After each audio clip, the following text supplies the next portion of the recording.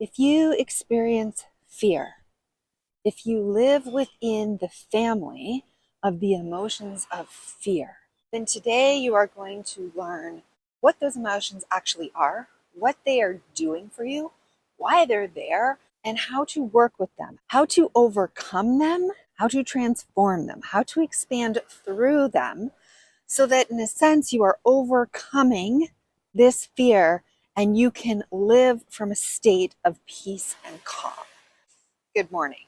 It's Lisa with Lisa Heal Yourself, and if you are interested in the topic of fear and how to work with it and overcome it, then go ahead and hit like, and don't forget to hit subscribe for more videos like this.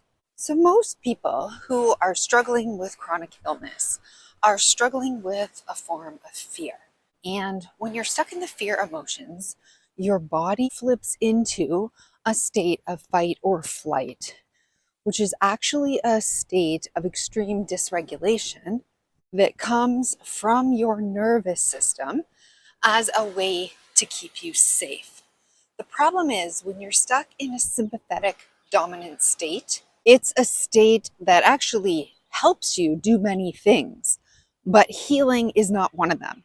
You cannot actually heal unless you get into a parasympathetic state, which is the rest and digest, the calming state. So although fear is biologically here to help you, there are many benefits of fear and the fear family emotions. It is also doing a detriment to you, particularly when you are suffering with long-term chronic illness, whether it is mental, physical, or whether you're suffering with pain. Anything like this that is chronic and going on long-term usually suggests some form of a dysregulated nervous system and being trapped in one of this fear states, not being able to transform or transmute or work with that fear energy in a way that you can pass through it, because we're not meant to stay stuck in the emotion of fear. Fear is an extremely helpful emotion, but it is meant to be used short term. It is meant, evolutionarily speaking, to be used in short bursts for short-term periods in order to save your life. So then let's break down fear. There are many emotions in and on the fear spectrum, in this state of fear that causes this nervous system dysregulation. So we have the state of fear itself, we have anxiety, we have overwhelm, we have panic, and we have terror. So we have many different emotions and many different feelings associated with this overarching emotion. So fear is an interesting emotion. It is an extremely primal emotion, and it's there to help us survive. That is fear's purpose. It's to help you know what's safe and what's dangerous. And the reason why fear works with the nervous system is because your psyche doesn't want you to be able to process through your brain the emotion of fear and then act on that emotion once you've had a chance to process it, because that would not save your life. That would not protect you in any kind of a situation where your reaction needs to be quick, immediate, precise, and without any interference from your emotions or your brain processing. It is a basic, primal, and the most effective emotion that we have. It has helped us survive as a species.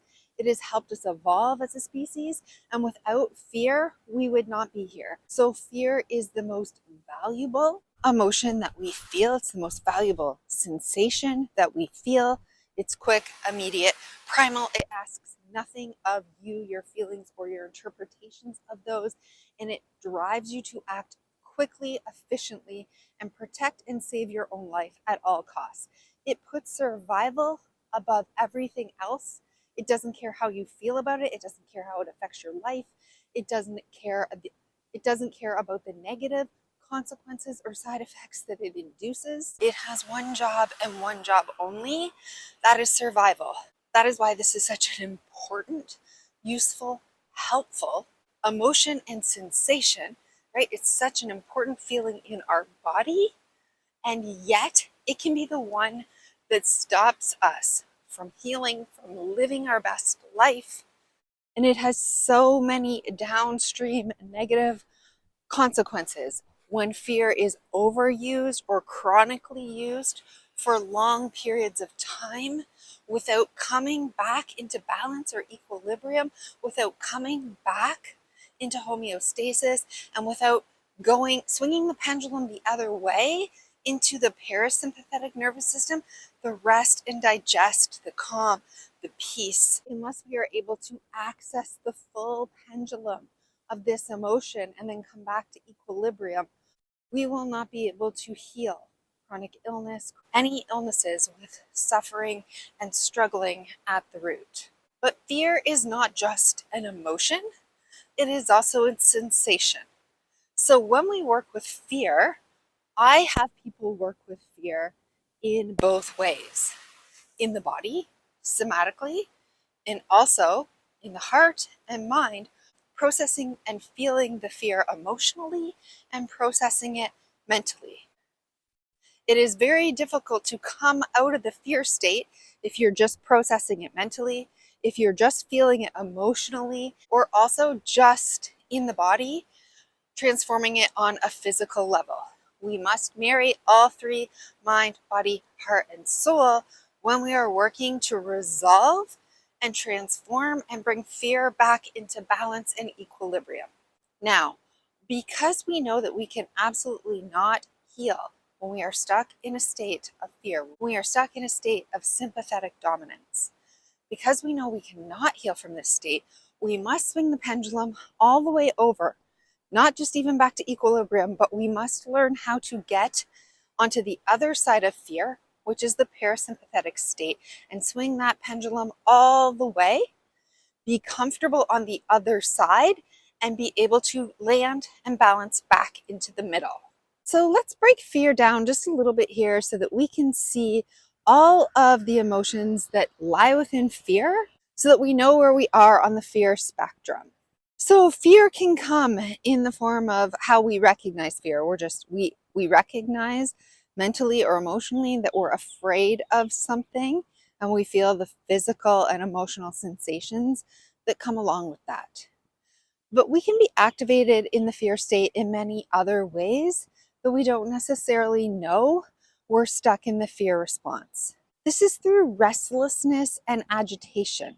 When we find ourselves moving faster, walking faster, talking faster, scrolling faster, we also have anxiety and worry, which is this perpetual thinking, this restlessness, this speed talking, walking, thinking, agitated, sort of hurried state is gearing us up for flight or flight, is gearing us up to either get away from a situation, outrun the things that are troubling us or bothering us, or either getting prepared to fight them, to resist them, to push back against them in some way.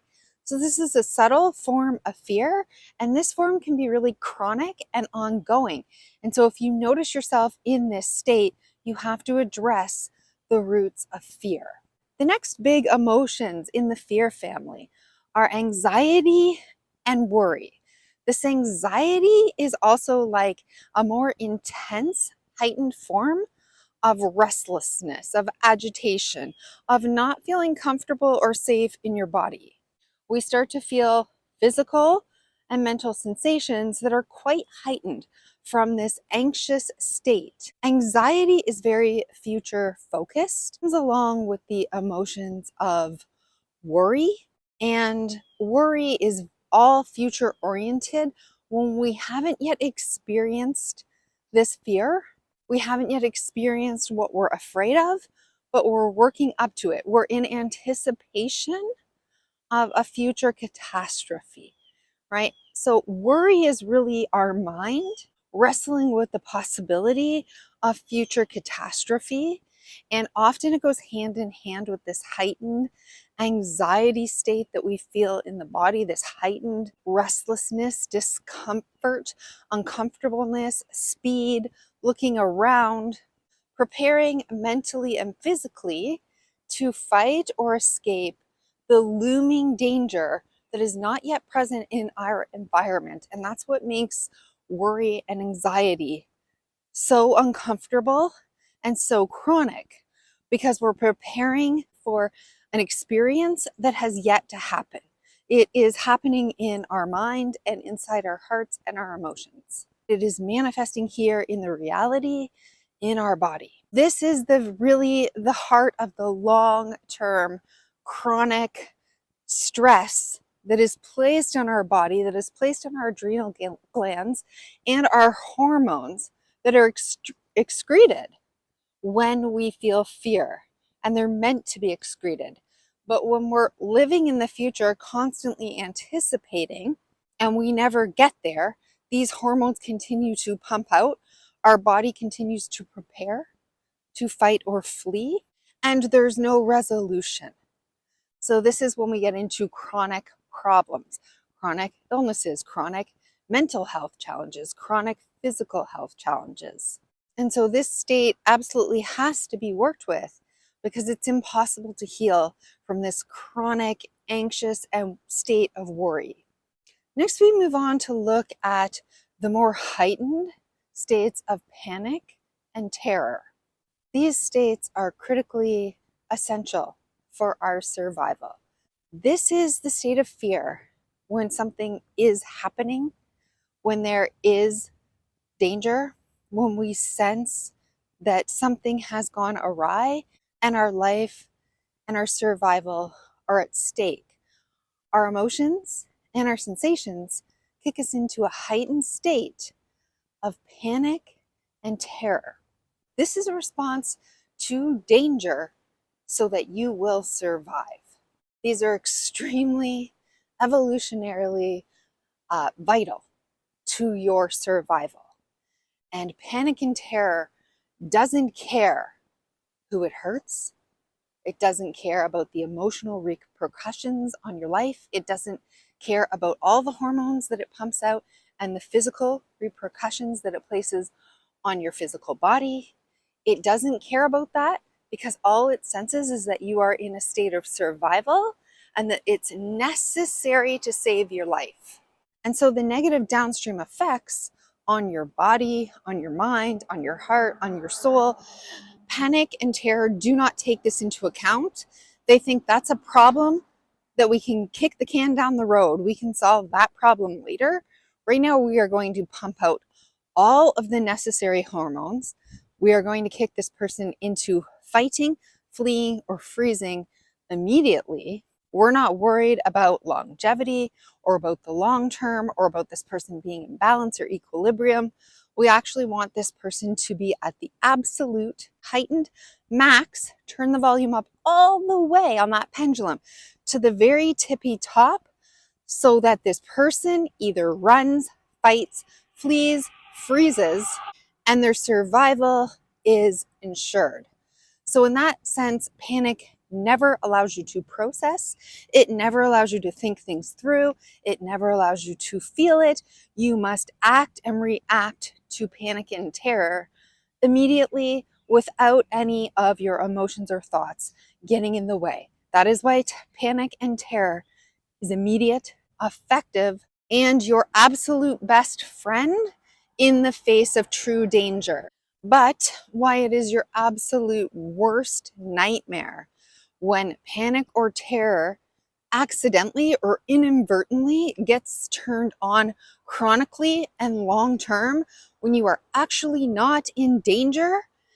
It will still continue to pump out all of the physical and emotional hormones associated with panic and terror and flood your body over and over, constantly and in a loop that you can't break. And that is why you feel like you are going to die.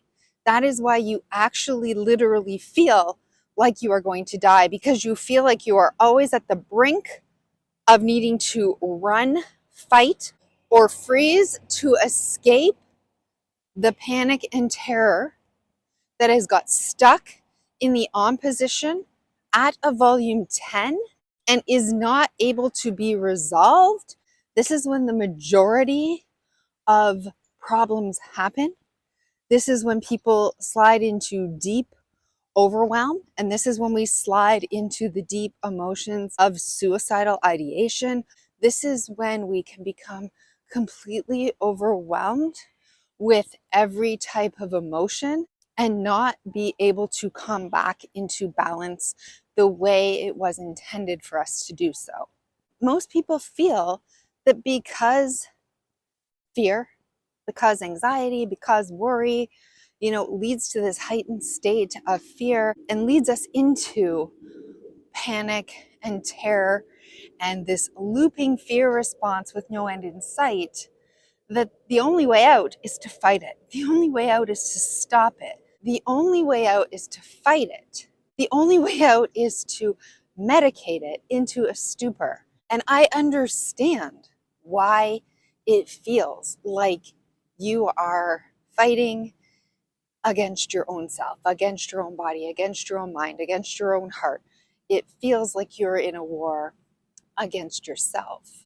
And when our feelings tell us that it's hopeless or that we can't escape this situation, we don't know how to run from it anymore, we don't know how to fight it, and we don't know how to flee this situation because it's no longer an external situation. It's no longer an external fear or an event or a person or a situation or even a future worry or, mind created scenario, but it is literally here in the now. And it feels like an internal war because going to war against yourself, fighting yourself, fleeing yourself, right? Running from yourself, trying to escape yourself is the ultimate losing battle because it can't be done. And yet we try. We try to fight and escape and run from our very selves. And this is the epitome of us running in circles, not being able to get or escape or get to safety or escape ourselves or escape the danger, because it's actually the biology of all the hormones over time that has been flooding your system. And you can't escape them. You can only react to them. But because you're trying to escape yourself and fight yourself, ultimately people work themselves up into such a state where the only way out is death, right? And we'll talk about that in another video because that is really the end result of every single emotion, whether it's fear, whether it's anger, or whether it's sadness, whether it comes from those three families. It's really the end state of those emotional experiences that you're unable to cope with any longer, and you're really left with no alternative or no other possible pathways out. And if you're in this state, the most important thing to do and to remember is to stay alive, because there is pathways out.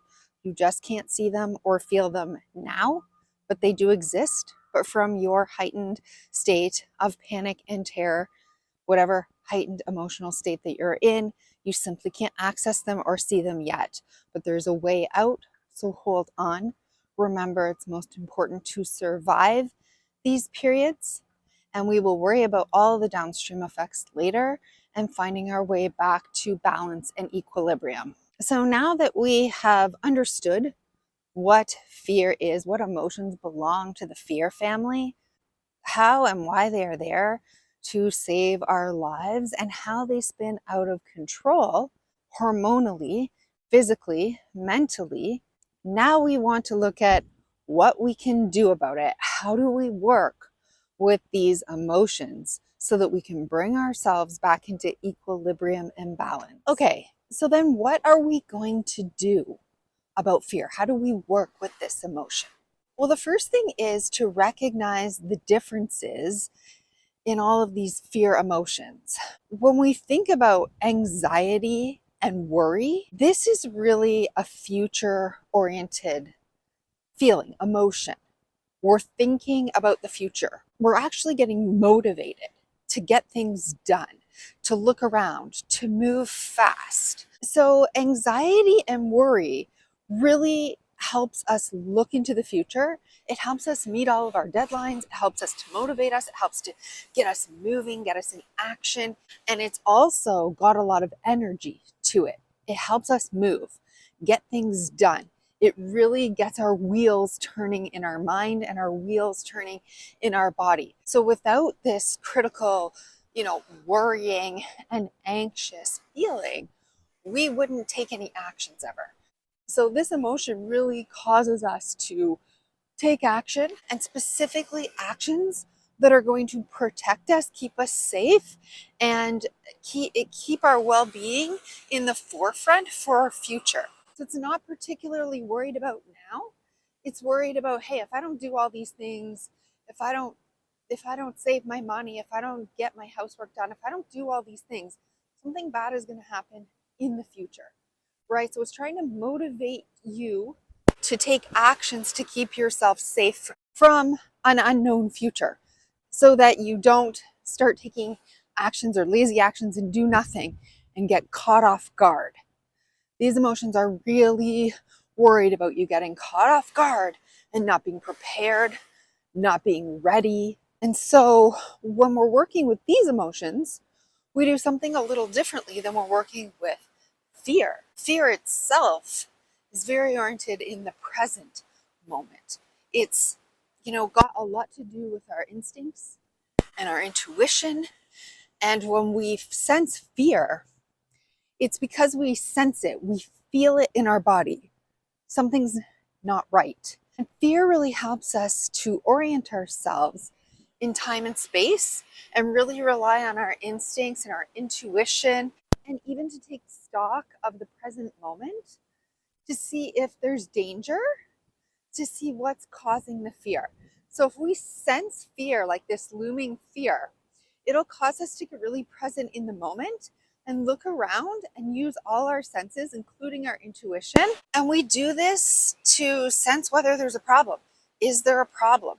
And fear can arise for many different reasons. It can arise because there is an actual danger in the present that we need to take stock of. It could also be change or the unknown, because fear arises for people when any kind of change happens, or when they're going into an unknown environment or an unknown situation or anything like this. Fear doesn't like change. It doesn't like the unknown.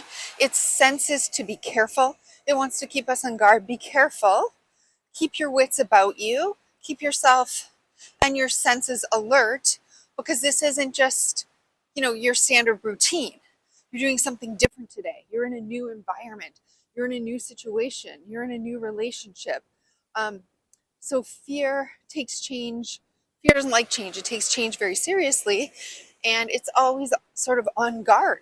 When you're in an unknown situation, or you're doing changes in your life, or if something doesn't feel right in some of your senses, right? You're in a dark environment.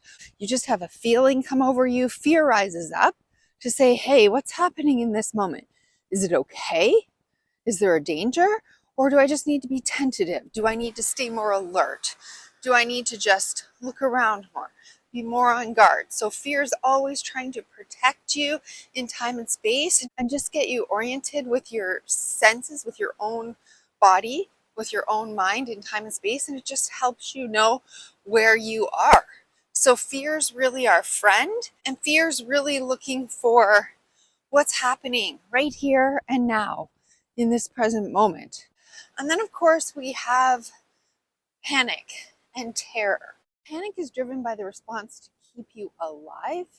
You are in fight or flight. You are already there.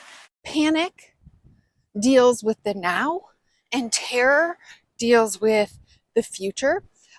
Usually they go hand in hand. They work together, panic and terror, dealing with the now and the immediate future. You are already in fight or flight or freeze. So your body has already taken over, and it's either fighting the situation, running from the situation, hiding, freezing. It is already fully in action when you're in panic or fear, because it has sensed a danger Fear has picked up and sensed a danger in the immediate proximity, one that you believe is a threat to your survival, and panic kicks in to make you run away, fight it, or freeze in order to survive. Terror is when you feel extreme fear, you feel frozen. It's more like a frozen state. So panic causes you to run, it causes you to fight, and if it goes on long enough, it turns into terror and it causes you to freeze. These emotions are end state emotions because the danger has been, acknowledged by your mind and your body. And it has perceived that there's no other way out. So your body has started the process of flooding you with the high cortisol, all the high hormones, with all the high emotions, with your body, with your senses, everything's involved. It is prepared to save your life. It really thinks there's no other option, and it is keeping you safe. So this is a very, very powerful energy, and it comes with so much energy. There is so much power behind the emotions of panic and terror. These are the kinds of emotions that literally have your body flooded with the hormones where a mother could lift a car off of her baby. So it comes with these bursts, great big, huge bursts of energy. It's an extremely dysregulated state. It either comes with this huge amount of energy that is really an uncontrollable burst, or you're so frozen, so shut down that you literally can't move. Sometimes you can't speak, you can't talk. You are so frozen in the opposite direction that it comes with absolutely zero energy. You're akin to death in this state. So knowing that these states are all different, we need to work with them differently. But what we don't want to do is suppress them or ignore them. These states are biologically, evolutionarily your protectors. They're not there to harm you. They are there all the time to protect you and to help you survive. So always trying to fight or push away or stop these emotions stops the messages that they're trying to send us. And when we're stopping those messages is when we're in resistance to what fear is trying to tell us. Fear has no choice but to turn up the volume. Okay, when we don't listen, it says maybe she didn't get the message. She's not getting the messages. Therefore, turn up the volume. Turn it up until everything's firing. All the hormones are firing, right? Until this message is so clear that the person realizes that they are in severe danger, that there is a massive and major problem that needs to be looked at, that we need to figure out what's going on so that we can keep her safe. So again, if we do not form resistance to messages of fear, if we try to push them away, ignore them, suppress them, reject them, whatever we try to do with them, they will turn themselves up louder. This is how anxiety conditions, phobias, dysregulated nervous systems work. They continue to turn up the volume until you get the message, but by then it's too late. You're in a circular cycle and you can't stop because you can't orient yourself back to the present. You don't even know if there's danger anymore, where the danger is, but the hormones in your body say that there is a massive and major problem, and now you don't know what to do because you ignored the original messages that fear, anxiety, worry, right? And panic and terror were trying to send you. So let's begin to make friends with this family of emotions, fear, and learn from it. Work with it so that we can learn how to come back into the present, take stock of our surroundings, and tell our body that we're safe. So when you're experiencing fear, the first thing I would probably do is take a grounding breath. Sit down if you can, take a grounding breath and really get present. Presencing tools, whether you're doing mindfulness meditation, breathing, anything that brings you into the present moment, works really well with fear because fear is trying to assess, is there a problem? Where am I in time and space? Is this change just uncomfortable? Am I just on guard? Or is there an actual fear? Is there an actual problem? Is there an actual danger that I need to send a terror and panic for this person to take action. So fear's really trying to get a handle on what's happening. So mindfulness practices work amazing with fear. And you need to ask the questions and get curious about fear as you're grounding into the present moment. Asking questions like, what emotion really is this? What am I afraid of? Is this anxiety? Is this worry? Is there an actual danger? Assess. Help your body assess. Is there an actual danger? There may well be. This change that you're making may be too far out of your comfort zone. This environment that you're in may make you feel too uncomfortable, too unsafe. There may be a problem in which you need to work through in order to feel safe. You may be too far from home. You may not have enough food. The area may be too dimly lit. You may hear or sounds that make you nervous. You need to assess what's actually happening. So fear requires you to tap into the present moment. So this is where we need to do a lot of grounding techniques. We need to do a lot of breathing. We need to do a lot of getting into the present moment. Mindfulness. This is where mindfulness is key. Getting quiet.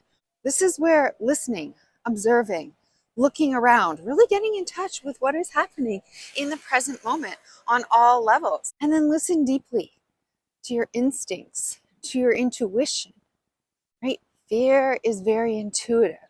It's very instinctually driven. So this is where we listen. This is where we really ask ourselves, what is going on? We sense what's around us. We sense what's making us uncomfortable. This is where somatic tracking meditations can come into play.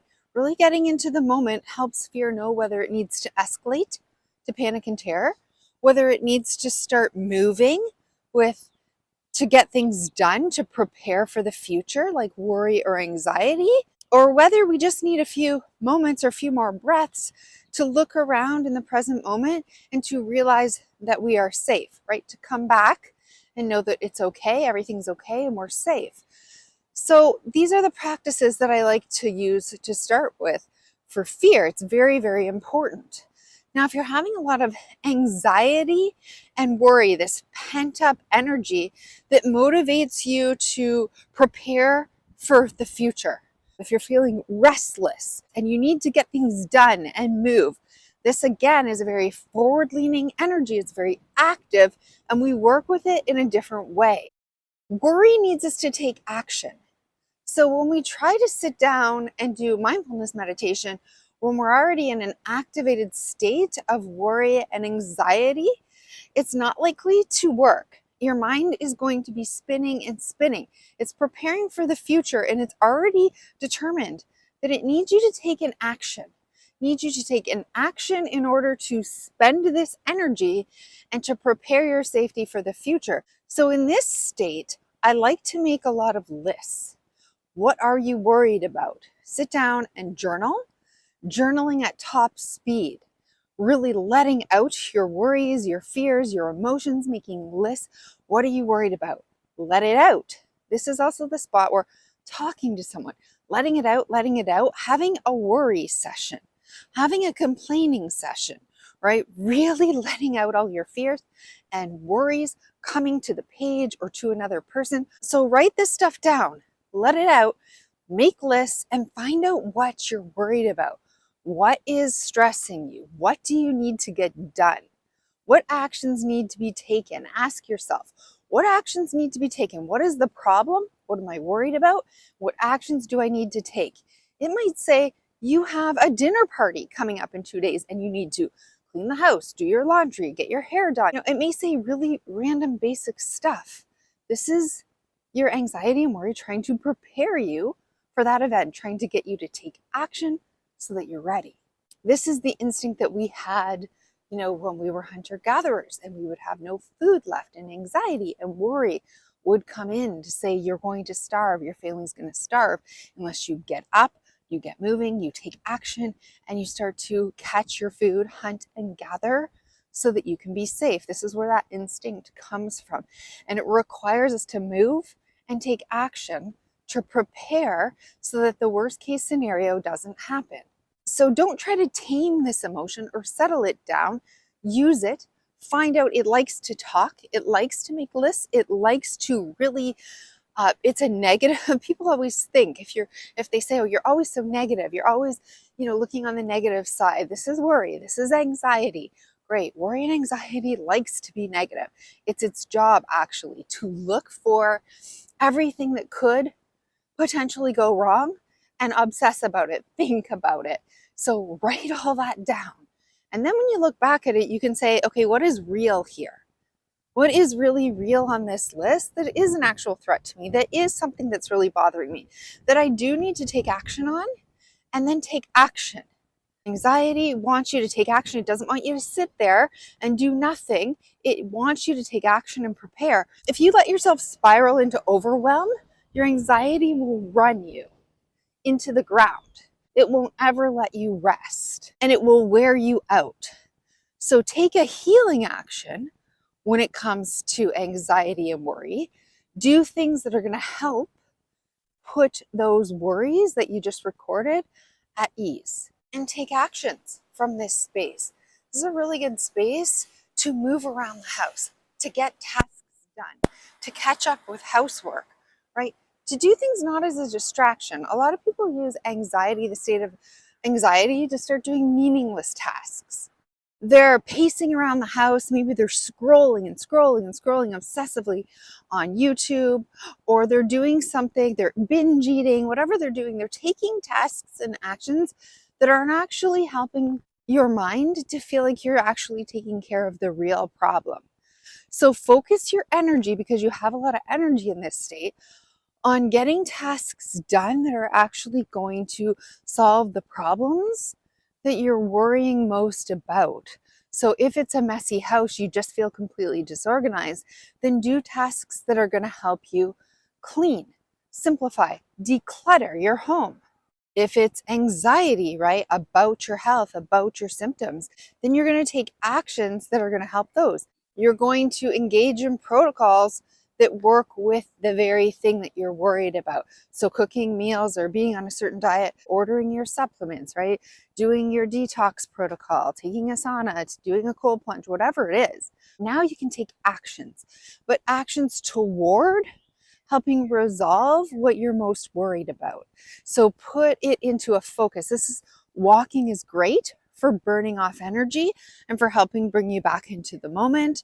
So there's a lot of active tools that we can use when we're working with these kinds of emotions. And then finally, panic and terror. It has huge bursts of energy, like I said, or it completely throws you into shutdown mode and you have zero, right? So this is like people who cannot get out of bed.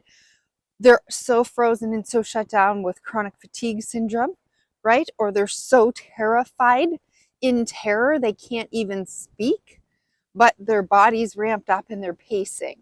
Or you're in panic and terror and you are feeling like you're going to you need to crawl out of your skin. I had this symptom for years and years. You just feel like everything's crawling. You need to escape your own skin, your own body. It's just too much energy. It's the energy of panic and terror with all the hormones and everything that comes with it is so extreme and overwhelming. What you absolutely need to do in this moment is move. If you're experiencing panic or terror, first try to assess whether you're in fight, flight, or freeze. Because if you're in fight, if you're ready to be fighting, if you would rather run away, or if you're really feeling frozen or broken down, try to assess which one of these three has your body decided and chosen to be the active response to this panic and terror. Because again, you work with these in different ways, and I have many videos on this, working with the fight response, working with the flight response, and working with the freeze response, because they are different. So if you are having the urge to escape your body, to run away, you're agitated, you're pacing, you're frantic, if you're having this energy, then you're in flight and you need to get moving. This is where we go on a long walk. This is where you can use your running energy. This is where you can do aerobics. This is where you can do any kind of activity, HIIT exercises, anything that you can do to match that energy for a period of time before you slowly bring the running into walking, before you slowly bring the fast walking into the slower walking. And we're trying to first work with that high burst of energy, work with it in the body, match it, and then slowly, at a reasonable pace, bring it down and down and down to a more balanced and equilibrium state. So if you're in this emotion and you think, oh, I'm going to calm myself and sit down and do meditation, this is why you absolutely feel like you're going to jump out of your skin. You can't do it. It would be better off to do, an aerobic exercise or running for 10 minutes and slowly bring it down moderately, slowly, walking, bringing it down, working over time until you're finally tired, until you finally feel like it, as in your body, you feel ready to sit and ground and breathe and come back into the present moment. But when you're jacked up like that, you need to work with that response first. You might need to cry. You might need to let it out. You might need to scream. You might need to talk and complain and ramble. So it's really an active action energy where you need to take action, where you need to get everything out mentally, physically, emotionally. So you might need to be journaling at high speed, getting everything out, or complaining or talking about it. You might need to be crying and wailing. You might need to be screaming. You might need to be running, physically moving, using those bursts of energy to do what the body requires you to do in order to come back into a more balanced state on the other side of that. And as we come out of that, we come, out of the panic and terror, and we come back more into a fear state or more into a state of anxiety and worry. And so we use our tools for anxiety and worry, or then we get back into the fear state where we're really working with the moment, we're grounding ourselves, we're using mindfulness, and we're trying to assess whether there actually is a problem that's threatening our life or not. Now, if you're in panic and terror and you have the urge to fight everything, you're working with anger. And we'll talk about anger in another video because anger is, its own beast, but you're really working with an anger family. You're really working with anger if we're fighting. We're working with fear and anger mixed together. It's a very aggressive and fighting instinct to try to overpower in order to survive or overpower your perceived danger.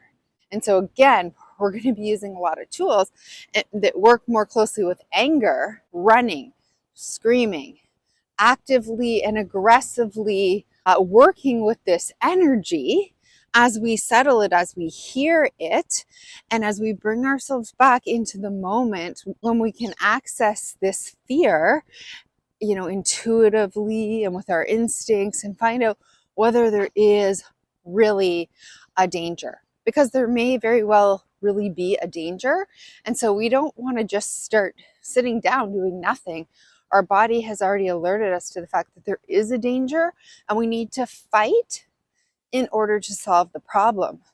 So we need to figure out whether A, there is a problem, but B, we need to use this instinct to complete it so that we can settle a little bit, so then we can work with fear and find out whether there's an actual problem. And again, if you are in the frozen state of terror, if you've completely shut down and turned off, then we need to use completely different tools to bring ourselves back up, to work with fear in the moment, to assess whether there's a problem or not. We're so shut down that we can't use any tools like panic or terror or anxiety or worry to help us make future movement, to prepare or to help us. We can't even use fear to see whether there's a danger. We can't access our intuition or our instincts. So in this place, we really need to gently ground and bring ourselves up slowly, right? We can't go from this shut down, frozen, terrorized state to just go into action. That's eventually where we want to get up to. We want to be able to move slowly. This is where slow movements, slow yoga, somatic movements, breath work. We're really trying to come from a state of, feeling shut down and almost dead to coming back alive again. So we're coming back slowly alive. We're using tools that bring our mind, our body, and our emotions slowly and gently back online. So this is when we are using the techniques slowly, mentally coming up with guided meditations, slow movements, somatic tracking, somatic meditation, using the body, gentle rocking, gentle swaying, listening to soothing music or soothing tones of nature, grounding ourselves in nature. This is slowly coming up and back into reality. So slowly coming out of dissociation, right? We're doing these things in a slow enough manner that the body, it's like coaxing a snail out of its shell after it's been scared into it, right? Is very slow, no sudden movements. And we work with these tools, mind, body, heart, and soul, to bring the mind back online, to bring the emotions back online, to bring the physical body back out and online. So then we can work with it in a healthy way. We can work with fear again in the present. Now, if you determine there's no life-threatening thing that you need to do, and there's not a bunch of actions that you need to take to prepare for the future, so if and when you've worked with all your tools, but you're still feeling fear, and there appears to be no reason that you can find for these feelings of anxiety or fear, and usually there are, so dig deeper if you haven't been able to find them. But if you've assessed that there's no danger, there's no looming problem in the future, there's nothing that this fear is asking of you, then we can assume that fear has gotten into a looping pattern on itself. And you're no longer reacting to an external fear, but rather you're responding to an internal fear of the fear symptoms themselves. So the actual symptoms of fear, the adrenaline response, all of the hormones that it's sending out, all of these downstream effects that I told you fear was going to have in your body, now they're there, and we're responding to actually those feelings. We're fearing the sensations. There is no external reason. There's nothing else that we need to do. Then we know we need to help the internal hormones and the internal looping response that is sending off all these signals in your body, and we need to learn how to retrain it. We need to teach it that there's no fear present. So we need to help our body learn, not that it's acting wrong, but that it's very sensitized, it's hyper and oversensitized to any stimulus and any sensation or any symptom or any noise or anything. And it's responding and reacting in this hyper over responsive way that is making it impossible for you to get out of this loop.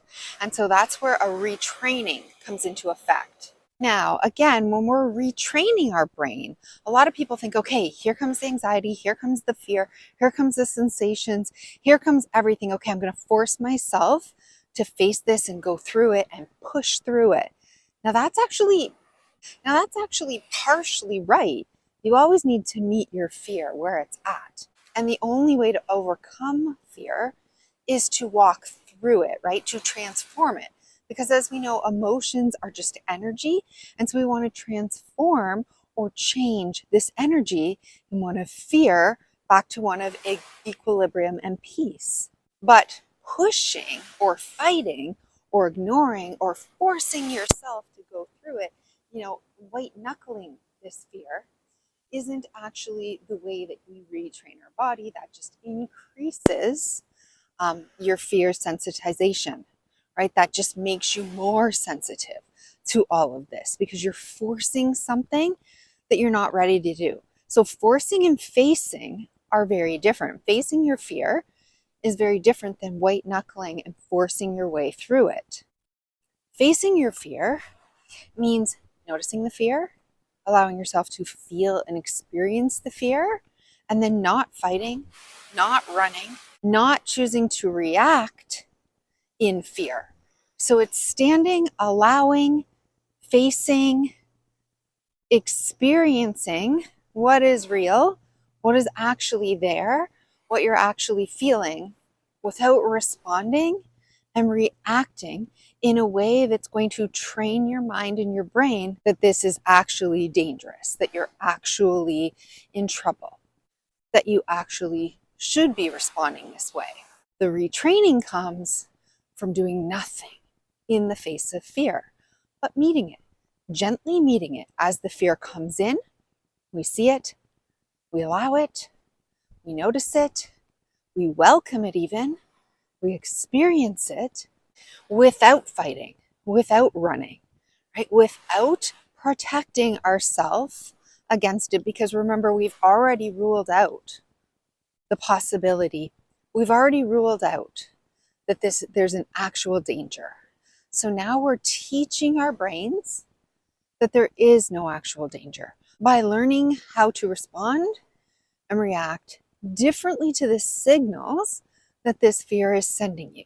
And when we stay calm, not forcing ourselves to be calm and pretending we're calm if we're not, what I mean by staying calm is not actually forcing the emotion of calmness in the face of a panic attack, as we know that backfires, because we can't force our body to breathe and be still when it wants to be energized and active, right? When it has these energetic states, we work with those.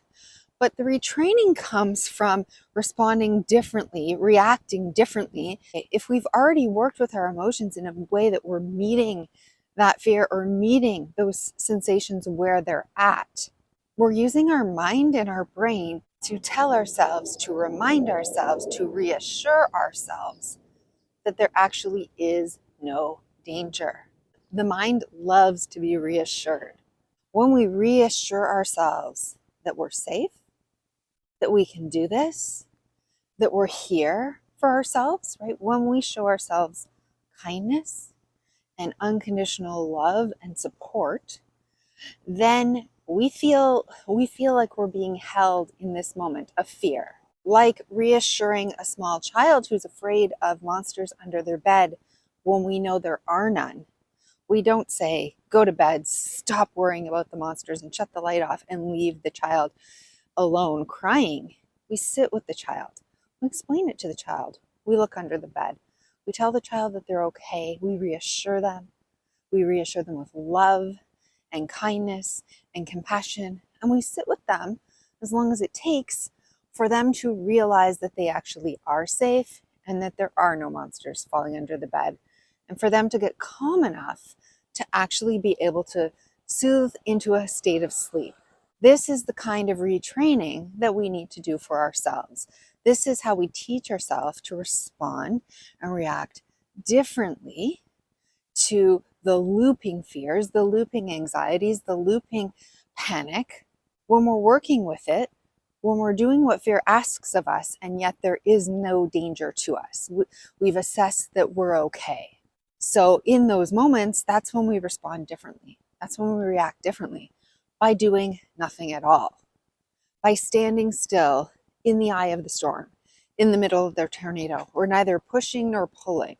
We're neither fighting nor fleeing. So it's learning to reassure yourself and learning to love yourself in the face of this fear, in the face of this anxiety, so that we help retrain our mind that it doesn't need to keep sending these signals, that it doesn't need to keep flooding the body. But because the signals are already there, because the hormones are already there, this work often doesn't seem like it's working because you're already in this loop, you're already sensitized. So we need to start to build other parts of yourself and bring other parts of yourself forward. So we're learning to build faith. We're learning to build courage. We're learning to build trust with ourselves. We're learning to build resilience. We're learning how to resource ourselves, from somebody who needs somebody else to save them or needs this to stop, to somebody who can handle this, to somebody who's resourced enough and resilient enough and has enough trust and courage and faith in themselves to be able to handle this, to be able to feel these sensations, to be able to go through this and meet this. You need to be able to meet fear where it's at, to hold fear with love and compassion. We need to grow our capacity and our resources. We need to have more of our resourcing online to be able to hold this fear mentally and spiritually, be able to face it and hold it and feel it without having it pull us under. So we're growing some of the other parts of ourselves. We're building our resources, our courage, our faith, our love, our compassion, our resilience. And so we build our own vessel to be able to hold more fear without letting this fear pull us under, right? We build the other parts of ourselves. We allow the other parts of ourselves to come forward to help fear, right? We allow courage to help fear. We allow our own self-compassion and our own resilience to help fear. We reassure fear. We build our confidence. We never shame fear or be mad at fear or hate fear. We thank fear for showing us what we needed to know, and we also reassure fear. We bring some of our other qualities forward. Confidence and reassurance, we build these qualities in ourselves. We build enough self-resilience and self-love and self-compassion and self-empathy and self-courage and self-resilience and self-confidence to be able to meet and hold and reassure fear. And we don't need to do anything with fear, but hold it, right? But hold it in this great big vessel of who we are. And know that fear is just an emotion and it's passing. That fear is just an energy and it's changing. And we allow it to shift and change. This is how we truly teach and transform the energy of fear and teach ourselves and our brain how to react and respond differently to fear. And this is why we build practices around working with fear. Because you can't just do this one time and expect, you can't go to the gym one time and expect to build a muscle. You have to confidently, reassuringly, lovingly, with resilience, meet and hold fear and do nothing. Teach your body to respond and react differently to fear over and over and over until you've trained your muscles, until you've trained a new pathway. And so this is how we retrain fear. This is how we work with our body. This is how we just do nothing. And we sit in the eye in the center of the storm and watch fear, love fear, be with fear, feel fear, allow fear without running, without fighting, without pushing it away, without denying it, without disowning it, without even learning and growing from it. We use fear as a way to help restore ourselves, to build more capacity in our own body and come back to balance, come back to equilibrium. And this can be done with any kind of fear, situational fear, with panic disorders, with anxiety disorders, with phobias, with pain disorders, with nervous system disorders and dysregulation. And so I really hope that you have enjoyed this video. If you have received value from it, please hit like and please subscribe and hit the bell icon so you can be notified when my next video comes out. And we're doing a series right now on emotions, and we're going to go through the anger family next. And so I truly hope you've enjoyed this video. I am sending you all my love. If you want to learn any more about how to work with me, you can check the links below. I will see you in the next video.